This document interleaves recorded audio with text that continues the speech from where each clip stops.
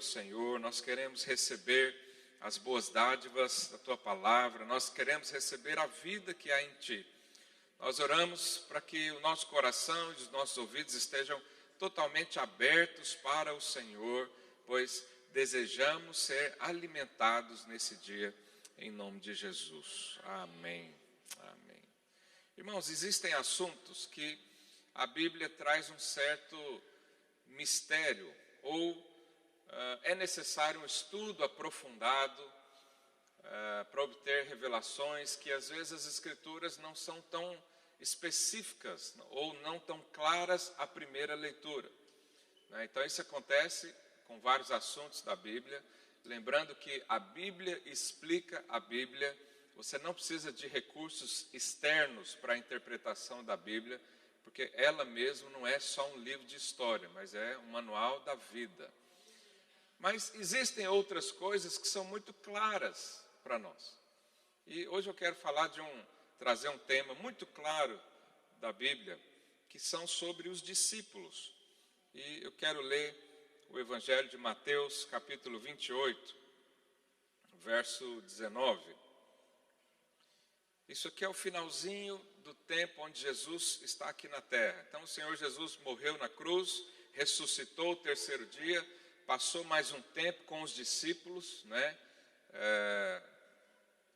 e no finalzinho, antes de ser levado aos céus, lá no Monte das Oliveiras, em Israel, ele dá uma que nós chamamos de grande comissão, ou instrução, ou direcionamento. E ele diz assim: ide, portanto, fazei discípulos de todas as nações, batizando-os em nome do Pai, do Filho e do Espírito Santo, ensinando-os a guardar todas as coisas que vos tenho ordenado. E eis que estou convosco todos os dias, até a consumação do século.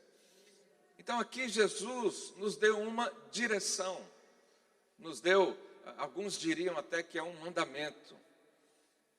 Ele nos deu um propósito de vida. Ele nos deu um motivo pelo qual podemos trabalhar com Ele. E nesse entendimento, nós sabemos que Jesus dedicou 3 anos de sua vida a formar uma equipa. Ele escolheu 12 pessoas, 12 homens, e durante 3 anos fez um trabalho em equipa. E ele ensinou, e ele estava junto com essas pessoas. Ele estava o tempo todo perseverando em tudo, viviam juntos, ensinavam.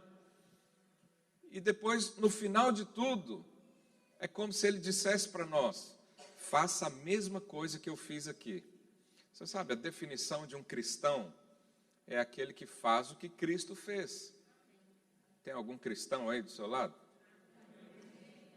Então, o cristão é todo aquele que vive a vida de Cristo, que recebeu Jesus no coração e trabalha com Ele.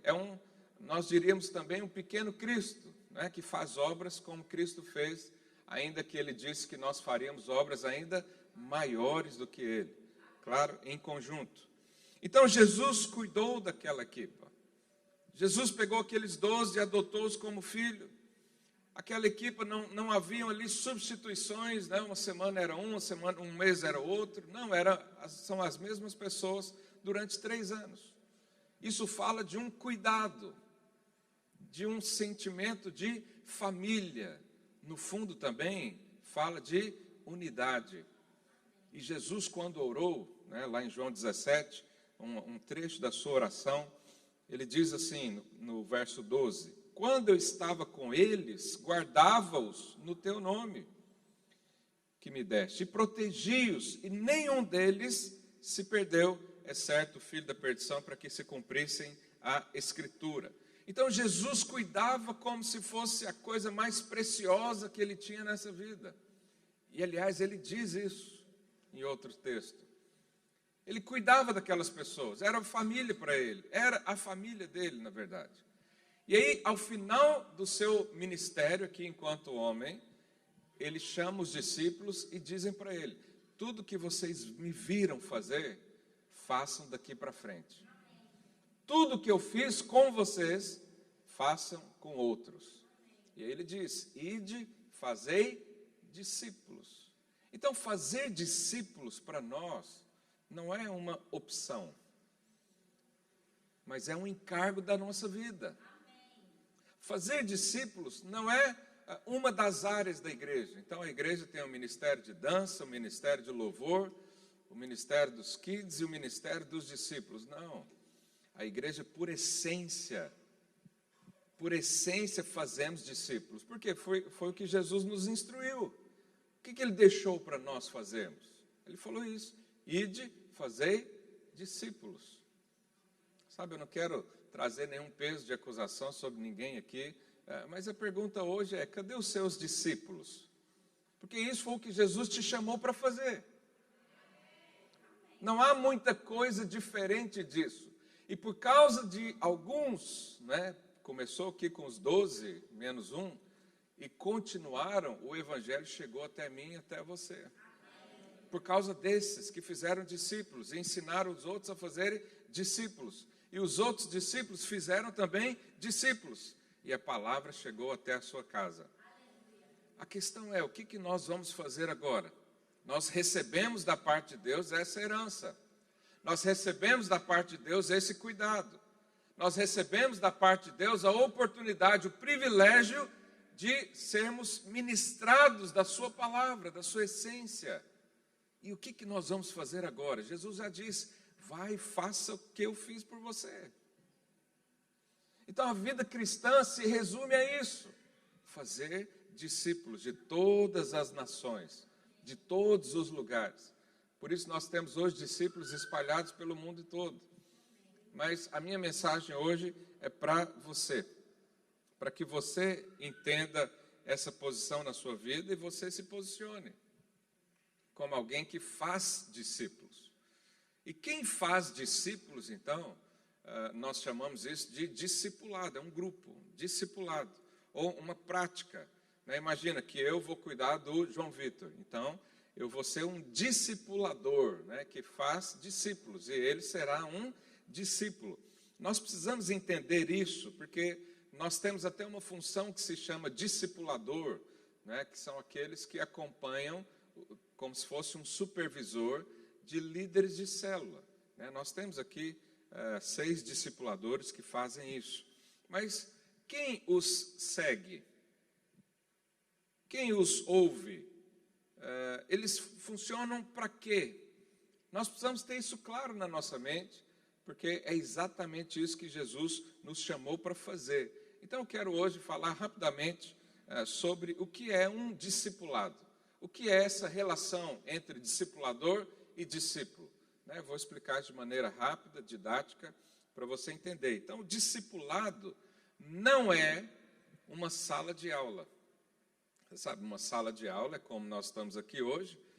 Aqui, possivelmente, só eu vou falar hoje. Ninguém aqui vai falar, você vai só ouvir. Então, isso aqui é uma sala de aula.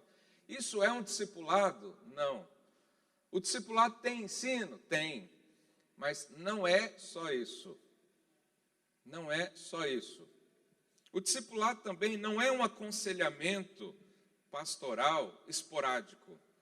Ou quando você tem uma necessidade, quando você está a passar um tempo difícil e precisa ouvir uma palavra de fé, de alívio, de vida, e você então procura o seu líder de célula, procura o seu discipulador, procura o seu pastor e recebe orientações. Isso é o discipulado? Não.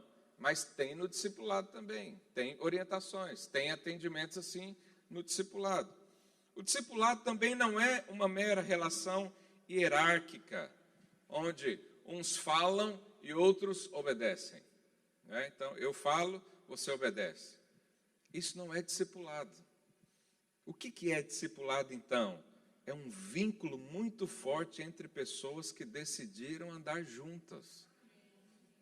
É uma família. O discipulado também não é uma mera programação humana ou só uma estrutura de organização. Não é só isso. O discipulado é um vínculo muito forte, onde duas pessoas decidem andar juntas. Onde duas pessoas vão desfrutar de um relacionamento, às vezes de paternidade, um ensinamento onde você tem uma pessoa que tem um pouco mais de experiência do que a outra, e elas decidem andar juntos. Isso chama-se, então, discipulado. É um vínculo. Então, uma pessoa com coração ensinável e um outro discípulo aprovado, deixa eu dar um exemplo aqui, vem cá, João Vitor, por favor. Então, como é que funciona o discipulado? Nós precisamos de alguém que tenha o coração ensinável. O que é o coração ensinável? É alguém que quer aprender. Você já viu aquelas pessoas que chegam no lugar e elas dizem que sabe tudo? Isso é a pior arrogância que tem. Ninguém sabe tudo na vida, meu Deus do céu. Mas a pessoa chega aqui, não, eu já ouvi tudo. Eu sei como é que é tudo aqui. Isso é terrível, isso não é um coração ensinável. Então nós precisamos de alguém com coração ensinável e precisamos de um outro discípulo que é aprovado para ensinar. Então, vem cá, Pedro. E aí nós temos um discipulador, sobe aqui. Então, o Pedro aqui é um discipulador, ou seja, ele é um cristão, ele já teve experiência com Deus, ele é cheio do Espírito, já passou por experiências, já liderou célula, a célula dele cresceu, se multiplicou, ele conseguiu multiplicar o seu coração. Então, ele é um discípulo aprovado. Toda a igreja o reconhece como tal. Então, a junção dos dois chama-se discipulado. É só isso. É muito simples entender isso.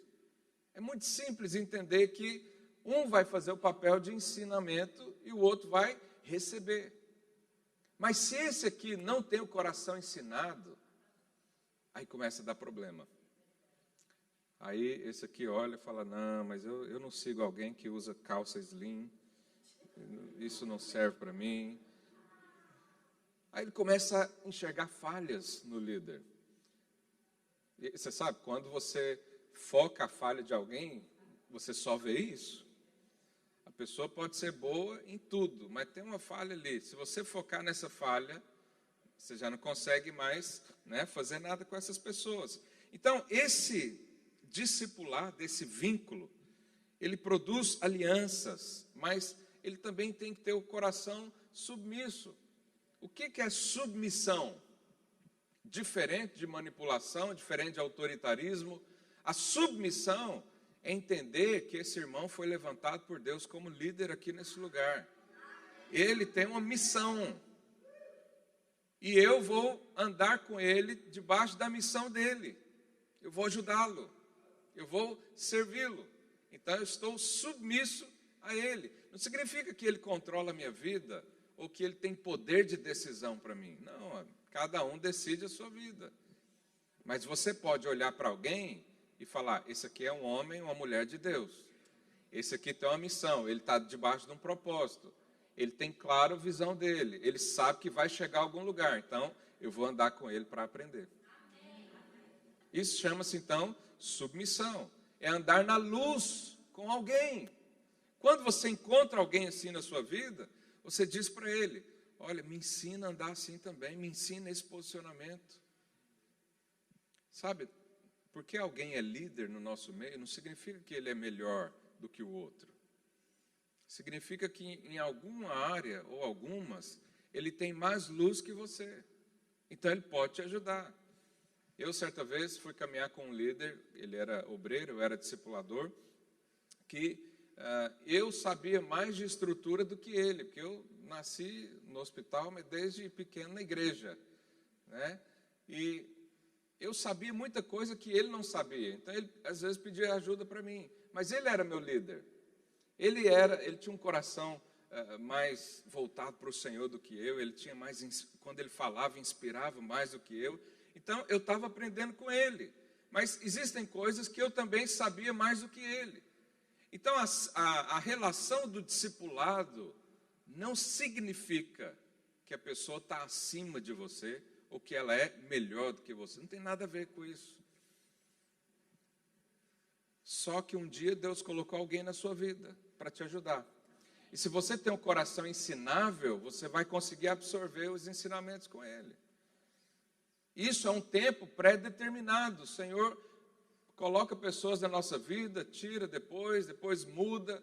a célula se multiplica, né? Você anda com outro líder, sua célula vai para outro lugar e muda de discipulador. Porque há uma dinâmica, porque no fundo Deus quer investir na sua vida. No fundo, Deus quer que você amadureça, que você cresça, e Ele vai colocar pessoas à sua volta para isso. Quantos creem nisso? Então, essa é a relação, né, do discipulado. Muitas pessoas têm, às vezes, frustração, porque ao olhar para o líder, eles querem ver perfeição.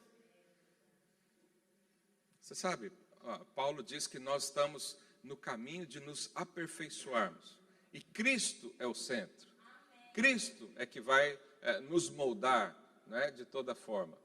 Mas nessa caminhada rumo ao aperfeiçoamento, existem pessoas que também são imperfeitas como nós, mas que o Senhor colocou a nossa vida. Sabe, se você passar comigo uns 3 ou 4 dias, você vai conseguir fazer uma lista de coisas imperfeitas de mim. Porque às vezes você me ouve aqui, né, distante, e fala, mas esse pastor só fala coisa boa, só vejo coisa boa, mas se você for lá em casa, vai ver outra coisa ruim também. Por quê? Eu não sou perfeito. Não existe nenhum homem perfeito. Por isso, eu nunca vou criar uma expectativa de que meu líder não vai errar comigo, ou que ele não vai fazer alguma coisa que eu ache meio esquisito. É claro que há um limite para isso, não é? Um limite ponderável para a atitude de um líder.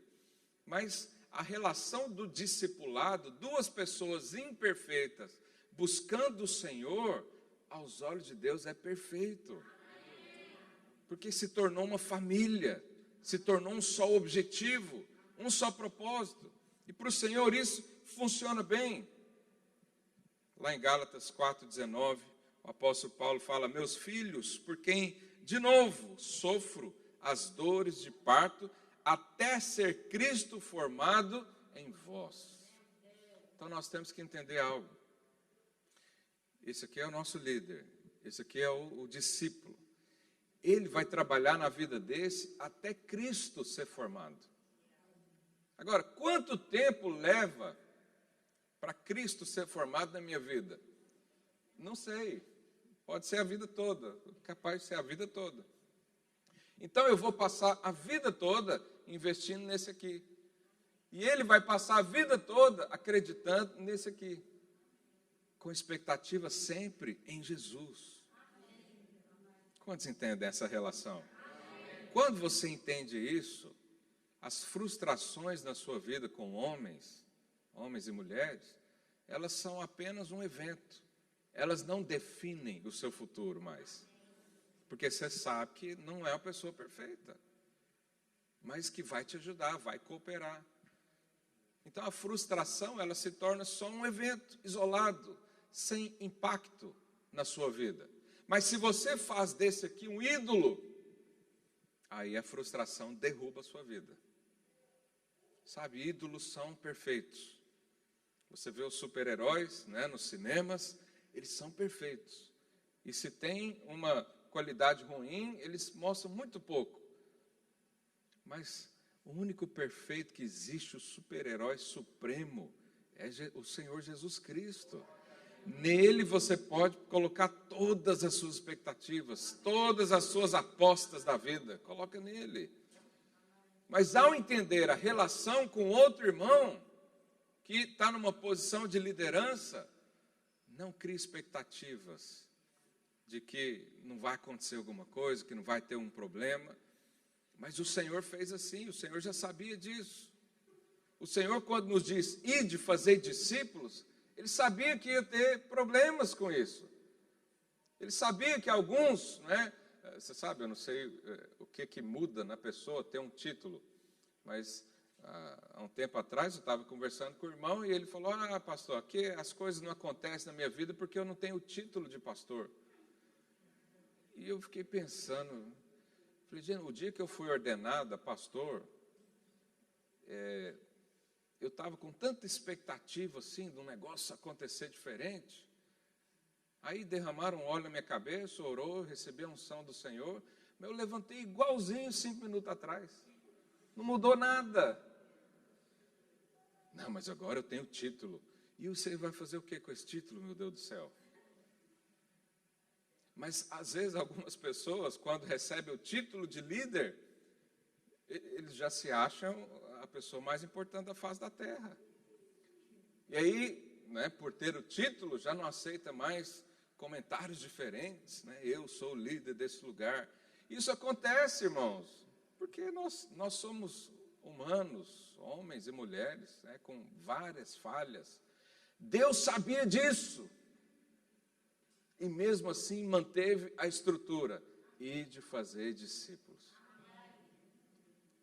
O apóstolo Paulo dizia, sede meus imitadores, como eu sou de Cristo. Ou seja, imita as minhas ações do jeito que eu imito Cristo. Se um dia eu não imitar Cristo, não imita também não. Esse é um filtro que você pode ter para todos os relacionamentos à sua volta. Esse irmão aqui está parecido com Cristo, eu vou andar com ele. Ele teve uma atitude que eu acho que Cristo não teria. Então eu não faço, ponto final. Não vou julgá-lo, não vou colocar uma pressão, não vou falar, não, agora você acabou, corta relacionamentos mais, você não serve mais para nada. Não, não é assim que a gente faz. A gente entende que há diferenças, né? A gente entende que as pessoas são imperfeitas. Então a frustração não tem mais espaço na nossa vida. Quantos entendem isso? Amém. Aleluia. Então, o discipulado é um forte vínculo entre o discipulador e um discípulo. É preciso uma predisposição desse aqui ser maleável, ensinável. Senão, esse aqui não consegue conduzi-lo. Você já viu? A Bíblia diz que nós somos como barro nas mãos do oleiro. Eu não sei se aqui em Portugal chama oleiro também, que molda o barro. Você já pensou se o barro está lá, o oleiro vai moldar, ele fala, não, mas eu não quero ser redondo, eu quero ser diferente. E aí o oleiro tenta fazer lá, cavar um buraco. Não, não quero buraco na minha vida. É um barro reclamão. É isso quando tem lá um líder, ele fala, não, mas não quero ser dessa forma, eu quero aquela outra, e não sei o quê. Fala aí para o seu irmão, valorize os seus líderes. O Senhor Jesus escolheu para você. Está à sua medida. Pode sentar, obrigado. Vocês dois. Lá em 1 Pedro, capítulo 5, verso 5, olha o que a Bíblia diz. Rogo igualmente aos jovens. Quantos são jovens aqui?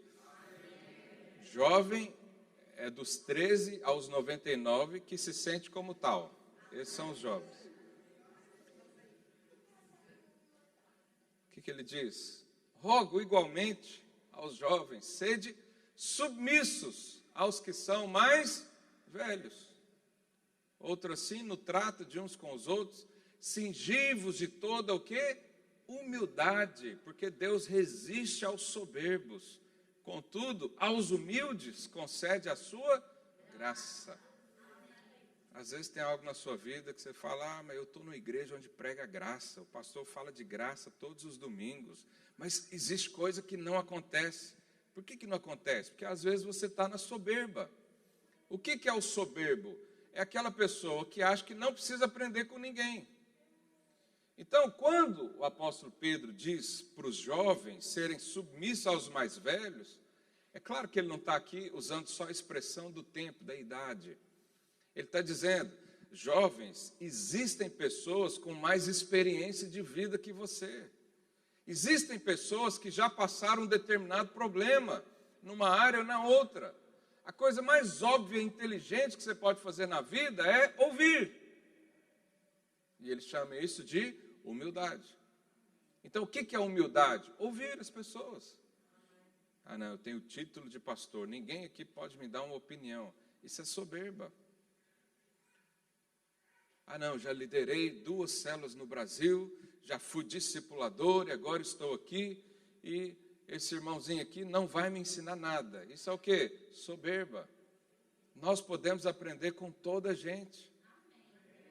É só você abrir o seu ouvido. E aqui não há distinção de cultura, de classe social, de qualquer coisa assim. Porque todo mundo é igual perante os olhos de Deus. Só que alguns chegaram primeiro. E nós honramos, nós ouvimos. Uma forma de você respeitar alguém é ouvir, é dar ouvidos. A coisa mais feia que existe na vida é um jovem discutindo com um velho.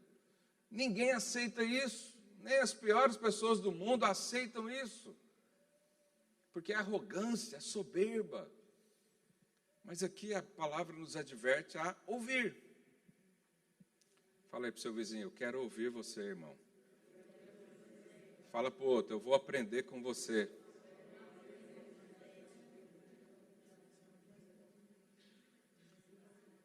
Então, o fato de você ouvir alguém não significa que aquela pessoa é melhor do que você também. Significa que ela vai conseguir te ajudar. Eu gosto tanto de receber ajuda, para não ter que passar o problema. Então, estou com um problema aqui, ligo lá para o pastor Rogério, para outros pastores também. Olha, aconteceu isso, o que a gente faz? É tão bom ouvir um conselho de alguém que é sábio, não é? É tão bom você estar na aflição, mas há pessoas que são arrogantes. Eles falam, ninguém me ajuda não, eu venci na vida, eu faço tudo, ninguém cuida de mim. Isso parece bonito, mas não é. Vive só. E a Bíblia não nos criou, diz que Deus não nos criou para viver assim.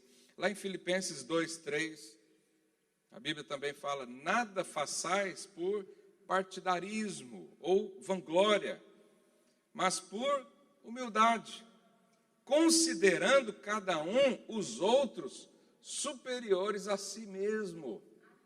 Você quer saber quem é humilde? É quando ele diz que o irmão é melhor do que ele. Sabe, aos olhos de Deus nós somos iguais, mas há um sentimento que nós consideramos. Então eu olho para um irmão e falo, esse irmão é melhor do que eu. Ele ora melhor do que eu, ele sabe mais da Bíblia do que eu, ele tem mais revelação do que eu, ele tem mais sabedoria do que eu, ele tem mais experiência do que eu. Então eu vou aprender com ele. Não importa se ele é mais novo que eu, se ele não tem a faculdade que eu tenho, se ele não tem o conhecimento que eu tenho. Numa área eu sou deficiente. E assim nos moldamos uns aos outros. Por que essas pessoas podemos considerar superiores? Porque durante um tempo ela vai nos ensinar. Durante um tempo ela vai ser, alguém que nos guia. Por isso nós consideramos o outro superior a si mesmo. Mas se você chega, tem gente que é o contrário. Ele considera ele superior a toda gente. Ele considera que ele sabe mais do que toda gente. É terrível viver com gente assim. É difícil, porque não dá para falar nada. Tudo que você fala já tem um contra-argumento. E quando não tem o contra-argumento, vai para o título, não é? E é terrível viver assim. Mas graças a Deus aqui nessa igreja nunca aconteceu nada disso. Os irmãos sempre consideram o outro superior a si mesmo com facilidade. 1 João 4. Olha o que a palavra de Deus diz. 4:20. Se alguém disser, amo a Deus e odiar o seu irmão, é o quê? Mentiroso. Pois aquele que não ama o seu irmão a quem vê, não pode amar a Deus a quem não vê. Se alguém diz, eu amo o Senhor é maravilhoso, mas o irmãozinho, eu odeio esse irmão. Ele é mentiroso. Porque aqui a Bíblia diz que é mais fácil você amar o irmãozinho que é imperfeito igual a você, do que amar a Deus que é perfeito. Mas usando o mesmo princípio, nós podemos afirmar também que quem não honra um irmãozinho que está aí ao seu lado, não vai honrar a Deus também. Quem não serve uma pessoa que está aí ao seu lado, debaixo do seu bigode, não consegue servir a Deus também, que não vê. Se o que você vê, você ignora, imagina o que você não vê. Sabe, isso é uma advertência para nós hoje. Para nós olharmos, para nós servirmos. Eu quero tanto servir a Deus, então sirva os irmãos. Eu quero tanto honrar a Deus, honra o seu vizinho. Honra o seu líder de célula, o irmão que está lá, o seu anfitrião. Isso nos torna verdadeiros. Porque quem negligencia essa vida em comum com o corpo, vai negligenciar o cabeça também, que é Cristo. Como é que você associa só com a cabeça e ignora o corpo? Lembram, uns domingos atrás, eu acho que 2, eu disse que Cristo é o cabeça da igreja. Como é que eu vou relacionar com Cristo sem o corpo? Como é que eu vou dizer que eu tenho um relacionamento com Deus se eu não estou ligado a homens e mulheres que também são filhos? E às vezes as pessoas falam, não, pastor, eu sou discípulo de Cristo lá na minha casa. E eu falo, será mesmo? Não, eu sirvo a Deus na minha casa. Mas a pergunta é, cadê os discípulos então? Se tem discípulo, amém, eu não falo nada. Mas se não tem discípulos, e você está vivendo só para você mesmo, isso não é cristianismo. Você pode chamar de outra coisa, mas não é cristianismo. Você pode dizer que você tem a fé em Jesus. Você pode dizer que você crê que Jesus te salvou. Mas nunca pode dizer que é discípulo de Cristo. Porque o discípulo de Cristo é aquele que faz o que Cristo faz. E o apóstolo Paulo diz, a graça que me foi dada não se tornou vã. Trabalhei mais do que todos os outros. Não eu, a graça de Deus em mim.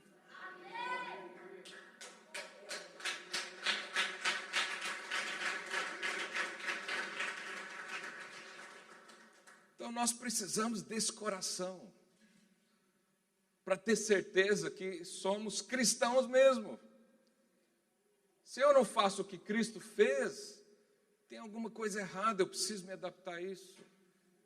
Você precisa pedir ajuda e falar, me ajuda. Chama o irmão, chama o líder de célula. Filipenses capítulo 2, verso 5, a Bíblia diz, tende em vós o mesmo sentimento que houve também em Cristo Jesus, pois ele, subsistindo em forma de Deus, não julgou como usurpação o ser igual a Deus. Antes, a si mesmo se esvaziou, assumindo a forma de servo, tornando-se em semelhança de homens. Irmão, você tem noção do que é um Deus se tornar um bebê vulnerável na mão de uma mulher? Você tem noção do que é um Deus se tornar um homem obediente a homens?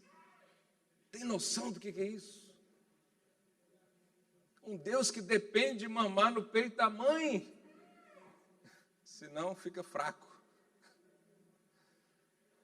Um Deus que teve que ir para a escola, como todas as outras crianças, para aprender matemática, física, química, história, e ser obediente aos professores. Um Deus que teve que ir para a sinagoga, ouvir homens imperfeitos, ensiná-lo, como foi o caso de Jesus. Com 12 anos, Jesus já discutia com os mestres da lei. Esse é o nosso Deus. Ele fez tudo isso por causa de você. E aí, a Bíblia diz, a mesma coisa que Jesus fez, faz você também. Esvazia de si mesmo. Esvazia da sua arrogância. Esvazia do seu sentimento de exclusividade. Esvazia do seu egoísmo. É o que a Bíblia diz, não sou eu quem estou dizendo isso. A si mesmo se humilhou, tornando-se obediente até a morte e morte de cruz. Sabe, nós temos que primeiro aprender para depois fazer. Tem muitas pessoas honestas que querem servir a Deus, mas eles querem fazer sem ser. Eles querem fazer discípulos sem ser discípulo. Eles querem o título, querem o reconhecimento, sem passar pelo processo. Eu quero fazer discípulo. A pergunta é, mas você é discípulo de quem? Porque Paulo era discípulo de Gamaliel. E ele fala isso. Ele fala isso. E ele mesmo falou, esvazia. Como é que você vai ensinar algo que alguém não te ensinou? Isso é soberba. Aleluia. Eu fiquei uma vez tão admirado com a humildade de um pregador. Nós temos a nossa conferência de pastores todo ano em dezembro, lá no meio do Brasil, em Goiânia. E foi lá um pregador muito famoso, um escritor de livros, assim, best-sellers mundial. E esse irmão ele pregou uma vez, normalmente quem é de fora prega 2 vezes, né? E na segunda vez que ele foi pregar, ele falou algo que me chocou. Ele falou assim: irmãos, eu não sei por que eu estou aqui. Porque eu estou aprendendo muito mais com vocês do que vocês comigo. E o cara tinha PhD em divindade. Você já viu isso? Talvez você não saiba que existe isso, mas existe. Então você pode fazer teologia, você faz mestrado em várias coisas, mas tem um PhD em divindade. Quer dizer, ele estudou tanto Deus que talvez seja quem mais conhece, entre aspas, Deus, do conhecimento natural. Uma pessoa reconhecidíssima. Ele não precisava chegar lá no meio do Brasil, né? Goiânia não tem expressão nenhuma, você só vê crime vindo de lá. Ele não precisava ir lá numa conferência dessa, com pastores que ele nunca viu na vida, falar isso. Mas olha o nível de humildade. Humildade de chegar e dizer: eu estou aprendendo com você, irmão. Humildade de parar para ouvir. Humildade de sentar e falar: irmão, me ensina, me ajuda. O que é isso aqui? Me ajuda nessa área. Eu vejo que você tem sucesso nessa área, que me ajuda nisso. Independente de título, de função ou de qualquer outra coisa. Então, essa renúncia que o apóstolo Paulo nos ensina, esse esvaziar de si mesmo, ele tem uma consequência maravilhosa. Ele nos mantém o coração quebrantado. Porque a soberba, Deus resiste, está escrito na palavra, Deus resiste o soberbo, mas dá graça ao humilde. Alguém que reconhece que precisa do outro, ele põe o coração dele num lugar de quebrantamento o tempo todo. O tempo todo ele está sensível. O tempo todo ele aprende com alguém. O tempo todo ele honra alguém. O tempo todo ele recebe vida de alguém. Você sabe, você só recebe o que você honra. Isso é uma grande verdade. Se você reconhece Deus na vida do seu irmão, você vai aprender com ele. Mas se você não reconhece nada, o que vai acontecer com o aprendizado? Nada. Se você ignora ou rejeita alguém que Deus colocou na sua vida, você não vai aprender nada com essa pessoa. Olha que absurdo. Será que existe alguém na vida que não tenha nada para te ensinar? Existem tantas coisas que até um ímpio nos ensina. Caráter, postura. Deus pode usar até uma mula para falar com você. Não vai usar um irmão que está aí do seu lado? Não estou comparando ninguém à mula. Certa vez tinha um profeta, o nome dele era Balaão. Era um profeta meio esquisito. Ele foi contratado para praguejar contra o povo de Deus. E na hora que ele ia praguejar, ele só falava bênção. Eu nem sei porque eu estou contando essa história. Então, essa renúncia, essa vida de quebrantamento, gera um constante coração genuíno para aprendermos. Foi no cárcere que José se tornou governador do Egito. Foi no deserto que Moisés, despojado e humilhado, se tornou o homem que falava com Deus face a face. Foi sendo humilhado, aceitando servir e aprender com pessoas simples que Paulo se tornou apóstolo. Irmão, Paulo, quando ele ia falar de si mesmo, ele dizia que ele era fariseu dos fariseus. Você sabe, os fariseus são as pessoas que mais conheciam da lei. Eram os mais estudiosos. E ele diz: eu sou fariseu dos fariseus. Ele diz: eu sou irrepreensível na lei. Ou seja, ele era o cara. Mas ele considerou isso tudo lixo quando conheceu Jesus. Mas você sabe, alguém na posição dele, que era já cotado para ser um grande mestre em Israel, um grande escriba, alguém que as pessoas tinham que referenciar para falar com ele, foi aprender de Jesus na casa de Ananias, um irmão simples. Passou lá, não sei quanto tempo, aprendendo. Fala aí para o seu vizinho novamente, eu vou aprender muito com você. Nós podemos ensinar muito, mas podemos aprender muito também. Os irmãos do louvor podem subir já, eu quero já ir para o final da mensagem. Existiam 3 grupos de pessoas que se relacionavam com Cristo. A primeira delas era num nível muito superficial. Existiam pessoas, e até hoje existem, que procuram Jesus só para receber o que Jesus tem de bom para dar. São os consumidores. Nós chamamos isso de uma multidão. Por onde Jesus andava, ele estava rodeado de multidões. E as pessoas queriam, porque queriam receber cura, queriam receber libertação, queriam receber uma palavra de vida. Mas depois que recebiam, iam embora. Nós chamamos isso de multidão. São pessoas que estão ali, elas querem o que Jesus tem, mas não querem andar com Jesus. E Jesus fez, questão de mostrar que não era a sua ênfase ministerial. Jesus servia a multidão, Jesus amava a multidão, mas não era a sua ênfase. Mas também existia uma outra classe de pessoas, que eram aqueles que queriam um pouco mais de Jesus. Nós chamamos de seguidores ocasionais. Por exemplo, quando Nicodemos procurou Jesus, ele era alguém que ouviu falar de Jesus, mas queria uma certa proximidade. Mas a Bíblia diz que ele procurou Jesus à noite, no final do dia, porque ele tinha vergonha de falar com Jesus, porque ele era alguém respeitado, conhecido. Como é que um mestre da lei, alguém que entendia, vai procurar Jesus, em que está todo mundo falando mal dele? Então ele queria Jesus, mas só até um certo ponto. Ele queria usufruir de Jesus, ele queria ouvir Jesus, ele queria de uma certa forma relacionamento com Jesus, mas até um certo ponto. O jovem rico foi assim também.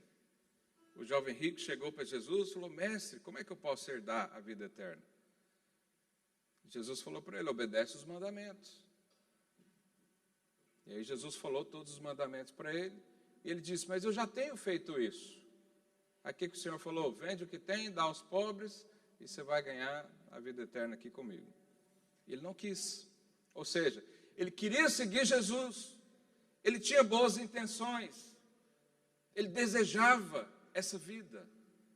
Mas quando Jesus disse que haveria um preço, que haveria uma decisão, ele falou: assim eu não quero, vou seguir outra coisa.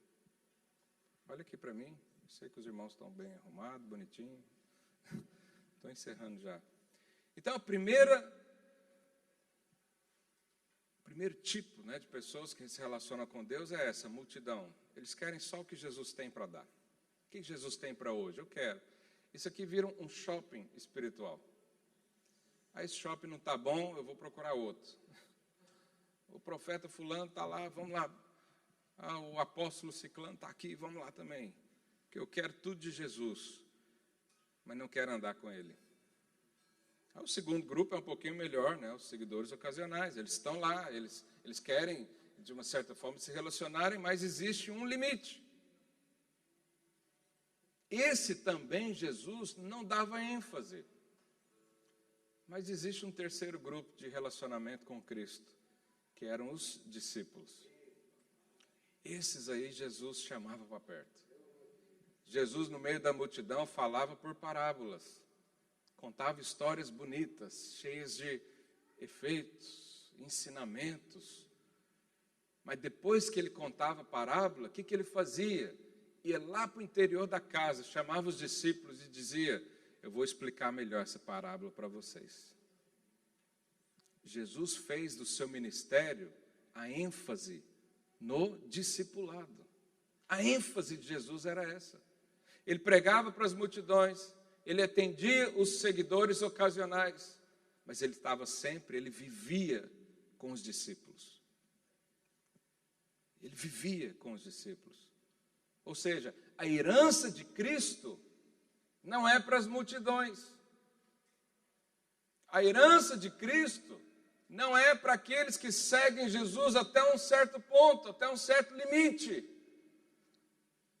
A herança de Cristo é para aqueles que se fazem discípulos dele. A Bíblia fala sobre Elias, um grande profeta, e diz que ele tinha um discípulo chamado Eliseu.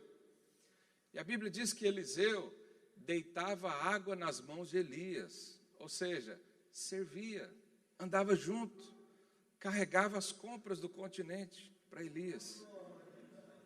Levava o carro de Elias na oficina do mecânico. Servia. E é interessante que isso foi depois que Elias pediu para morrer, porque estava angustiado da vida. Pediu para morrer. O que Deus fez? Deu um discípulo para ele. Não sei, talvez você está aqui hoje desesperado, querendo morrer. Deus vai colocar um filho espiritual para você. Eu sei que isso é contraditório. E você fala: não, mas eu já estou cansado da vida, o Senhor vai me dar trabalho. Não, mas eu estou cansado de pessoas. Mas a vida está nisso. Aleluia. Há tanta gente que às vezes se afasta das igrejas. Eles falam: eu quero um tempo para me curar. Não, mas a cura está aqui. Eu quero um tempo para me recompor. Não, a recomposição, a harmonia dos seus sentimentos, da sua alma, do seu espírito, essa bagunça toda que às vezes acontece, está aqui no nosso meio, um ajudando o outro. E aí, quando Elias foi levado aos céus, ele foi arrebatado, né? Não morreu. A Bíblia diz que a capa de Elias desceu e Eliseu a tomou. Capa significa autoridade. Significa, em outras versões, fala manto. Tem muito crente que gosta da palavra manto. Quem aqui está no manto? O manto significa que você recebeu de alguém. A capa significa que você foi discípulo de alguém e aprendeu com essa pessoa. E qual que é a consequência? Você herda a unção, a vida, o caráter. Isso vem de herança para você. Por isso é importante nós andarmos uns com os outros. Porque quando honramos, servimos, o manto dessa pessoa passa para a nossa vida também. Agora, o manto de Jesus foi passado também. Para quem? Para a igreja. Não há manto de Cristo fora da igreja. Não há manto de Cristo fora do discipulado. Isso é uma herança para os discípulos. E essa herança flui do Senhor Jesus, está aqui até hoje no nosso meio. Se depender de mim, vai continuar na sua vida. Mas se depender de você, o manto vai parar ou vai continuar?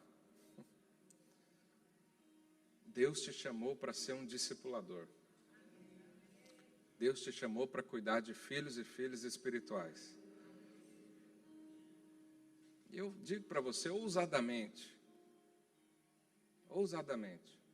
não há vida fora disso. Ah, pastor, será? Faz o teste. Adota alguém espiritualmente. Você vai ver o manto fluir. Você vai ver alegria na sua vida. Não sei se você já teve a experiência de ajudar alguém e essa pessoa subir na vida. Você não fica assim, sentimento de dever cumprido? Um certo orgulho no bom sentido de ter cooperado com isso. Pois é, o Senhor te chamou para viver isso a vida toda. Mas não é só ajuda social, não. Não é só ajuda para matar a fome, não. É ajuda para que outras pessoas reinem com o Senhor Jesus, junto com você. Sabe, eu sonho no dia que o Senhor voltar. Sonho mesmo.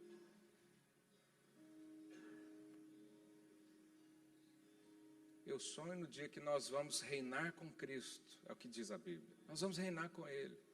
Eu tenho certeza que eu vou reinar com Ele. Mas eu quero ver você lá também.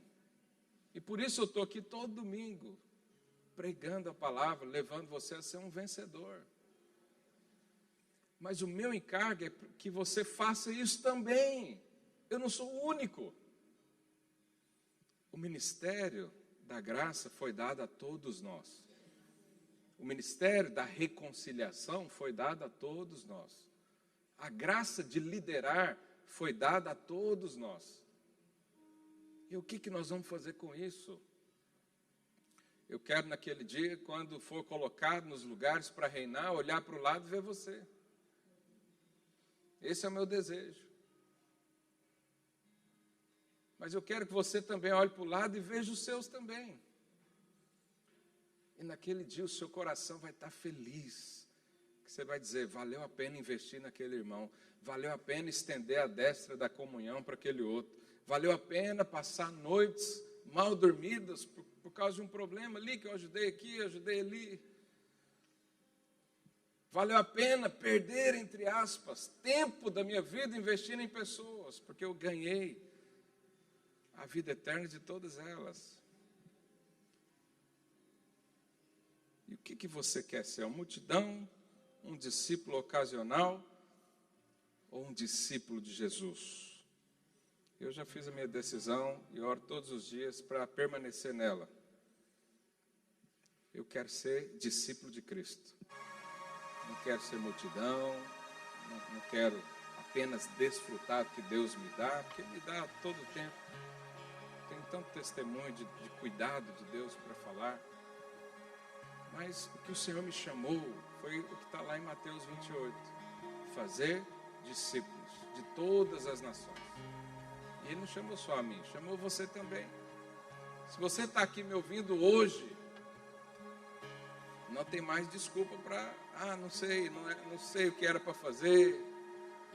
Jesus naquele dia, quando irá julgar as nossas boas obras, vai ter duas respostas. Uma é, que bom ser fiel, que você fez o que devia, entra para o gozo do seu Senhor. Mas vai ter outros, que Jesus vai falar o quê? Servo mau e negligente. Afasta-te de mim, porque eu não te conheço. Jesus não conhece a multidão, Jesus conhece os discípulos. E esse é o trabalho que Ele nos deu nas mãos para fazer. Então, se você tem o desejo de ser considerado discípulo do Senhor, se você quer investir, obviamente você vai ter que se vincular a alguém. Não é possível servir a Deus sem servir pessoas. E se você ainda não foi encaixado numa célula, me procura, eu vou te ajudar. Quem está aí na projeção? Coloca o número do meu telemóvel aqui, por favor. Anota meu número, se você não tem. Fala, pastor, eu não estou em célula nenhuma, eu queria ser encaixado numa célula. Eu quero aprender a fazer discípulos. Eu quero aprender a estar com os irmãos. Eu quero aprender a servir a Deus. E a consequência vai ser essa. Você vai desfrutar da vida do Senhor. Ele vai te chamar para andar junto com Ele. Não é só o que Ele tem para dar, é ser quem Ele é também. E assim nós fazemos diferença no mundo. Assim o mundo vai olhar para a igreja e vai saber, Cristo está aqui no meio deles. Essa unidade não é normal nos lugares. Isso que acontece que não é normal nos outros lugares. Então, se você tem esse desejo, fica de pé no seu lugar, eu quero orar com você. Mas é necessário você dar uma resposta ao Senhor. É necessário você dizer, Deus, eu quero ser discípulo. Eu não quero estar longe do Senhor, eu não quero vir aqui só para receber as bênçãos. Eu não quero ser aqueles que o Senhor pode contar um dia sim, um dia não. Eu quero ser alguém fiel à tua palavra. Eu quero ser alguém chamado pelo Senhor. Eu quero responder hoje o chamado. Feche os seus olhos aí no seu lugar. Fala com as suas próprias palavras ao Senhor. Oh, Pai, nós cremos que o Senhor nos chamou para fazer discípulos, para ser homens e mulheres guiados pelo teu Espírito às boas obras. Senhor, em unidade de coração, em unidade de espírito, nós dizemos: eis-nos aqui, Senhor. Oh Deus, queremos servir ao Senhor, queremos fazer aquilo que recebemos para outros, queremos desfrutar da herança, o manto reservado aos discípulos, aqueles que servem. Nós queremos isso. Dá-nos, ó Pai, um coração humilde. Dá-nos um coração ensinável. Dá-nos, ó Deus, um coração disposto a aprender com as pessoas, com os nossos líderes. Deus, nos dá um coração que ama a comunhão dos irmãos. Nos dá, ó Deus, uma predisposição de ser submissos a outros, aprender com outros, seguir a outros. Em nome do Senhor Jesus, nós queremos responder ao Senhor. Nós queremos entregar-nos ao Senhor de corpo, alma e espírito e dizer: eis-nos aqui, nos usa na tua obra. Nos usa, Senhor, para cumprir o teu propósito nessa cidade, nesse país, neste lugar. Em nome do Senhor Jesus, é assim que nós nos dispomos nessa manhã, em nome de Jesus. Aleluia.